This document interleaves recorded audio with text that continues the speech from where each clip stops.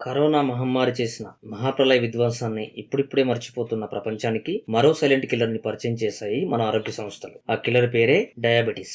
WHO మరియు ICMR లెక్కల ప్రకారం ప్రపంచంలో డయాబెటీస్ 2021 నాటికి 53 కోట్లుగా, 2030 నాటికి 60 కోట్లుగా, 2045 నాటికి 78 కోట్లుగా ఇంకా పైగా ఉండవచ్చు అని అంచనా. మన దేశంలో డయాబెటీస్ మార్కెట్ 2021 నాటికి 1700 కోట్లుగా ఉందని, వచ్చే 10 ఏళ్లలో 2030 నాటికి $6,000 కోట్లు దాటవచ్చని అంచనా. భారతదేశంలో రోజు రోజుకు పెరిగిపోతున్న గుండెపోటు, కంటిచూపు మందగించడం మరియు కిడ్నీ ఫెయిల్యూర్ బాధితులు పెరుగుతుండటంతో దేశంలో డేంజర్ బోర్డ్స్ మోగినట్లేనని ఆరోగ్య సంస్థల హెచ్చరికలు. ఈ సైలెంట్ కిల్లర్ గురించి అందరికీ తెలియాలనే ఉద్దేశమే ఈ వీడియో. కరోనా మహమ్మారి చేసిన మహాప్రళయ విధ్వంసాన్ని ఇప్పుడిప్పుడే మర్చిపోతున్న ప్రపంచానికి మరో సైలెంట్ కిల్లర్ పరిచయం చేశాయి ఆరోగ్య సంస్థలు. ఆ కిల్లర్ పేరే డయాబెటీస్. వైద్య పరిభాషలో డయాబెటీస్, షుగర్ వ్యాధి, మధుమేహం, చక్కెర వ్యాధి, పేరు ఏదైనా వ్యాధి మాత్రం ఒకటే. నిజానికి డయాబెటీస్ అనేది వ్యాధి కాదు, మన శరీరంలో ఇన్సులిన్ కావలసిన స్థాయిలో ఉత్పత్తి అవ్వకపోవటం వలన ఏర్పడే ఒక డిజార్డర్. కానీ దీనిని నిర్లక్ష్యం చేస్తే మన శరీరంలో ఉన్న అన్ని ఆర్గాన్స్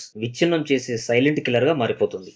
ఆరోగ్య సంస్థల నివేదిక ప్రకారం భారతదేశం డయాబెటీస్ కు అత్యంత అనువైన రాజధాని అని డిక్లేర్ చేశాయి. మన దేశం డేంజర్ జోన్ లో ఉన్నాయని పిడుగులాంటి వార్తను అందించాయి ఆరోగ్య సంస్థలు. 140 కోట్ల మన దేశ జనాభాలో 11% డయాబెటీస్ బాధితులు ఉన్నారని, ప్రీ డయాబెటీస్ బాధితులు అనగా డయాబెటీస్ రావడానికి సిద్ధంగా ఉన్న వారి సంఖ్య 35% ఉండవచ్చు అని, ఆరోగ్య నివారణ చర్యలు చేపట్టకపోతే మూల్యం చెల్లించుకోక తప్పదని హెచ్చరించాయి. మన దేశంలో 2019లో 7 కోట్లుగా ఉన్న డయాబెటీస్ బాధితుల సంఖ్య 2021 నాటికి 10 కోట్లుగా మారిందని, అంటే 44% పెరిగిందంటే ఎంత వేగంగా వ్యాపిస్తుందో మీరే అర్థం చేసుకోండి. డయాబెటీస్ ఇంత వేగంగా వ్యాపించడానికి ప్రధాన కారణం ప్రారంభ దశలో అది గుర్తించకపోవడం. ప్రారంభ దశలో అతిమూత్ర విసర్జన తప్ప పెద్దగా సిమ్టమ్స్ కనబడవు. చివరి దశలో కూడా నాకు డయాబెటీస్ వచ్చిందని వారు గమనించలేదు. డయాబెటీస్ చివరి దశలో గుండెపోటు రావడం, చూపు మందగించడం, కిడ్నీలు పూర్తిగా పాడైపోయడం, గాయాలు అయినప్పుడు మానకపోవడం వంటివి జరుగుతాయి. ఈ సిమ్టమ్స్ పూర్తిగా డయాబెటీస్ బాధితుడిగా మారిన తర్వాత కనిపిస్తాయి. అందుకే దీనికి సైలెంట్ కిల్లర్ అని పేరు పెట్టారు. చనిపోయిన వారిలో యువత ఎక్కువగా ఉండడమే ఆశ్చర్యానికి గురిచేసే విషయం. 10 సంవత్సరాలు వెనక్కి వెళ్తే 50 సంవత్సరాలు దాటిన వారికి మాత్రమే గుండెపోటుతో చనిపోయేవారు. మన దేశంలో కిడ్నీ ఫెయిల్యూర్స్ రోజు రోజుకు పెరిగిపోతున్నాయని, కంటిచూపు బాధితులు కూడా పెరిగిపోతున్నారని, మరియు షుగర్ వ్యాధి వలన చాలా మంది కాళ్ళను తీసివేయాల్సి వచ్చిన సందర్భాలు వస్తున్నాయని, డయాబెటీస్ గురించి కేంద్ర రాష్ట్ర ప్రభుత్వాలు అవగాహన కార్యక్రమాలు మరియు నివారణ చర్యలు చేపట్టాలని WHO, ICMR ప్రభుత్వాలను కోరాయి. మిమ్మల్ని భయపెట్టడానికి కాదు గాని ఏమరపాటుగా ఉంటే మన కుటుంబాలను కోల్పోవలసి వస్తుంది. అందరికీ అవగాహన రావాలనే ఉద్దేశంతోనే ఈ వీడియో. సైలెంట్ కిల్లర్ అయిన డయాబెటీస్ అంటే ఏమిటి, రావడానికి కారణాలేంటి, పూర్తి వివరాలు ఇప్పుడు తెలుసుకుందాం. డయాబెటీస్ అంటే ఏమిటి? మన శరీరం ఒక నిర్దిష్టమైన శరీర ధర్మాన్ని కలిగి ఉంటుంది. ప్రతిరోజు మనం తిన్న ఆహారం జీర్ణాశయంలో కొన్ని గంటల పాటు రసాయనాల ప్రతిచర్యల వలన గ్లూకోజ్ గా మారి మన రక్తంలో కలిసి మన శరీరంలో ఉండే ప్రతి కణానికి రక్త నాళాల ద్వారా చేరి శక్తిగా మారుతుంది. ఆ శక్తిని ఉపయోగించి మనిషి తన పని తాను చేసుకుంటూ జీవనం సాగిస్తారు. గ్లూకోజ్ మన రక్తంలో ప్రయాణించి కణాలకు చేరాలంటే క్లోమ గ్రంథి విడుదల చేసిన ఇన్సులిన్ తగినంత గ్లూకోజ్ లో ఉండాలి. మీకు ఇంకా బాగా అర్థం కావాలంటే రక్తంలో గ్లూకోజ్ ప్రయాణించే సమయంలో ఇన్సులిన్ ఒక రకమైన జారుడు స్వభావాన్ని కలిగి ఉండటం చేత ప్రయాణం సులభమవుతుంది. ఇన్సులిన్ వాహనం అయితే గ్లూకోజ్ ప్యాసింజర్ అన్నమాట. డయాబెటీస్ వ్యాధిగ్రస్తుల్లో గ్లూకోజ్ అన్ని కణాలకు చేరే అంతటి ఇన్సులిన్ ని క్లోమ గ్రంథి ఉత్పత్తి చేయదు. దీంతో గ్లూకోజ్ గుండె నాళాలలో, కంటి రెటీనాలలో, కిడ్నీలలో ఇలా చాలా భాగాలలో కొవ్వు గుట్టలుగా పేరుకుపోయి రక్త ప్రసరణను స్తంభింపజేస్తుంది. అందుకే షుగర్ వ్యాధి వచ్చిన వారిలో ఇమ్యూనిటీ సిస్టమ్ కూడా స్పందించడం మానేస్తుంది. ఇమ్యూనిటీ సిస్టమ్ స్పందించకపోవడంతో బ్యాక్టీరియాలు గాయం ద్వారా లోపలికి ప్రవేశించి మిగతా కణాల సైతం నాశనం చేస్తాయి. అందుకే కొన్ని సందర్భాలలో కాళ్ళను కూడా తీసివేయాల్సి వస్తుంది. ఇప్పుడు డయాబెటీస్ ఎన్ని రకాలు చూద్దాం. డయాబెటీస్ ముఖ్యంగా 3 రకాలు. అందులో type 1 diabetes, type 2 diabetes, type 3 diabetes. Type 1 diabetes ఏంటో చూద్దాం. టైప్ 1 డయాబెటీస్ 15 సంవత్సరాల పైబడిన చిన్నపిల్లలకు మాత్రమే వచ్చే అరుదైన వ్యాధి. పెద్దవారికి మాత్రం రాదు. టైప్ 1 వచ్చిన చిన్నపిల్లల్లో ఇన్సులిన్ ఉత్పత్తి తక్కువగా జరుగుతుంది. ఆ కణాలకు కూడా మన బాడీలో ఉన్న ఇమ్యూనిటీ సిస్టమ్ ఆ ఉత్పత్తి అయిన కణాలను నాశనం చేస్తాయి. దీంతో ఇన్సులిన్ కొరత ఏర్పడుతుంది. టైప్ 1 బాధితుల్లో జీవితాంతం బయట నుంచి ఇంజెక్షన్ ద్వారా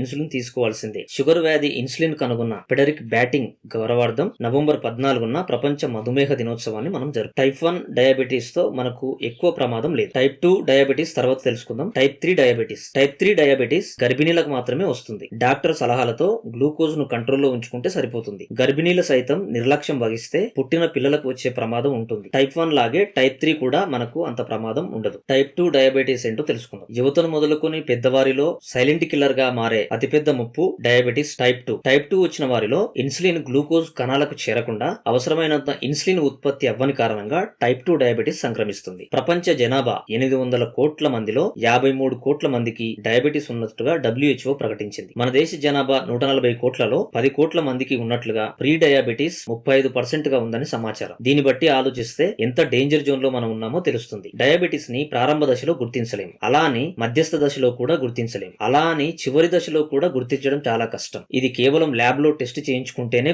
అలా గుర్తించకపోవడానికి కారణం ఏంటంటే మనకు ఏవైనా వ్యాధులు సంక్రమించినప్పుడు 5 అంతకంటే ఎక్కువ సింప్టమ్స్ ద్వారా మన శరీరము మనకు తెలియజేస్తుంది. డయాబెటీస్ లో అతిమూత్రం రావడం లాంటి సింప్టమ్స్ తప్ప మిగతావి వ్యాధిని గుర్తించే అంతగా ఉండకపోవడమే కారణం. అతిమూత్ర విసర్జన జరిగితే వెంటనే డాక్టర్ ను సంప్రదించాలి. చూపు మందగించడం, గుండె సంబంధిత సూచనలు. డయాబెటీస్ ని ల్యాబ్ లో మీరు చెక్ చేసుకున్నప్పుడు షుగర్ లెవెల్స్ 70 నుండి 110 వరకు ఉంటే నార్మల్, 100 నుండి 125 ఉంటే ప్రీ డయాబెటీస్, షుగర్ లెవెల్స్ 126 పైన ఉంటే డయాబెటీస్ బాధితులుగా గుర్తిస్తారు. డయాబెటీస్ ని డాక్టర్లు ఉపవాసం ఉండే ఎందుకు చెక్ చేసుకోమంటారంటే డాక్టర్లు డయాబెటీస్ ఉపవాసం ఉండిన తర్వాత ల్యాబ్ లో రిజల్ట్ తీసుకురమ్మంటారు. దానికి కారణం ఏంటంటే మనం ఆహారం తిన్న తర్వాత వ్యక్తి ఆరోగ్యాన్ని బట్టి 40 నుండి 90 వరకు షుగర్ లెవెల్స్ పెరుగుతాయి. అందుకోసం ఉపవాసం ఉండి మాత్రమే ల్యాబ్ రిజల్ట్ తీసుకురమ్మని చెప్తారు. డయాబెటీస్ ఏ భాగాలపై ప్రభావం చూపిస్తుంది? షుగర్ వ్యాధి ఆరంభ దశలో గుర్తించకపోవడానికి ప్రధాన కారణం మనం ఇంతకు ముందే చెప్పుకున్నాం. డయాబెటీస్ ప్రధానంగా కిడ్నీ, గుండె, కళ్ళు, కాళ్ళు ఎక్కువగా ప్రభావం చూపిస్తుంది. మీకు ఇంకా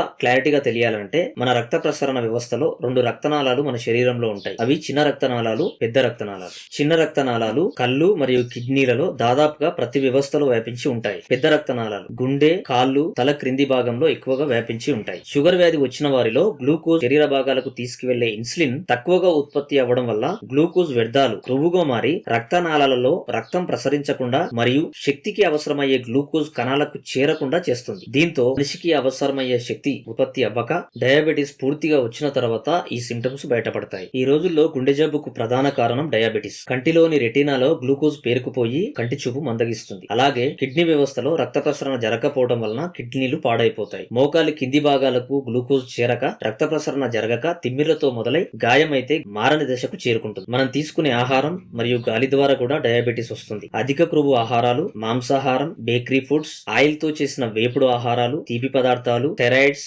వైరస్, హార్మోన్ల అసమతుల్యత. వెజ్ గానీ నాన్ వెజ్ గానీ క్రొవ్వు పదార్థాలను బట్టి 24 గంటల నుంచి 72 గంటల సమయం పడుతుంది. ఒకసారి తిన్న ఆహారం జీర్ణం అవ్వడానికి ఇంత టైం పడుతుందంటే మీరు రోజుకు 3 సార్లు తిన్న ఆహారం ఎంత టైం పడుతుంది? సమయపాలన లేకుండా తినడం ద్వారా కొన్ని సందర్భాలలో మనం తిన్న ఆహారం జీర్ణం కాక హార్మోన్ల కొరత ఏర్పడుతుంది. ఈ వీడియో మిమ్మల్ని భయపెట్టడానికి కాదు గాని జాగ్రత్తలు పాటిస్తే ఈ మహమ్మారిని నిర్మూలించవచ్చు. కొంచెం అలసత్వం వహించినా మీ కుటుంబాలకు, మీ ఆర్థిక పరిస్థితులకు అంచనా కూడా వేయలేరు. జీవితాంతం ఇన్సులిన్ వాడాలంటే ఎంత ఖర్చు అవుతుందో ఒకసారి ఆలోచించండి. షుగర్ వ్యాధి ఒక డిజార్డర్ మాత్రమే అని గుర్తించి మనం జాగ్రత్తలు తీసుకుందాం. కొంతమందినైనా అవగాహన కల్పిద్దాం. నచ్చితే లైక్ చేయండి, షేర్ చేయండి, సబ్స్క్రైబ్ చేసుకోండి. కామెంట్ లో మీ అభిప్రాయాలను తెలియజేయండి. Thank you.